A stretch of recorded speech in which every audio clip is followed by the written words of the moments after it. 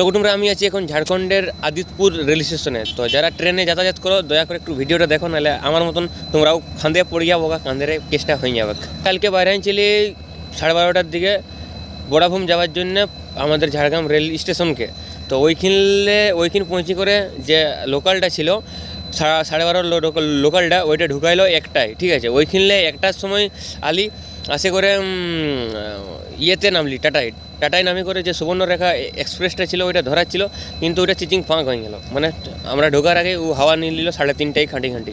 তো তোমরা এইবার আমার যেটা বলার, লোকাল ট্রেনে তোমরা যদি কোথাও লংয়ে যাও, মানে দূর কেউ ভুবনেশ্বর যায় মানে ডাক্তার মাস্টার দেখাতে, কিংবা আরও যারা দূর যাও, তো দয়া করে যে ওই আধা ঘন্টা গ্যাপ, ওই গ্যাপের ট্রেনগুলাই বিশেষ করে লোকালে চাপবে নাই। যে যাই করে আমি ওইখানে যাবো, খড়গপুর যাবো কিংবা হাওড়া যাবো কিংবা টাটা যাবো, যাই করে একটা লং রুটে ট্রেন ধরবো, তো ওইসব ট্রেন নাই ধরে যদি তার আগেই 2 ঘন্টা আগেই চলে আসো আরও ভালো। যদি বাস পাও তাও আরও ভালো।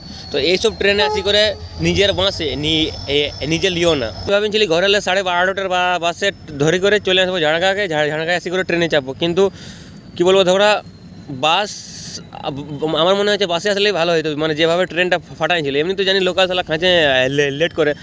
এই যে গাড়ি রাখিছি, গাড়ি রাখার আর হেলমেট যে রাখিছি, হেলমেটেরও 20 টাকা নিল।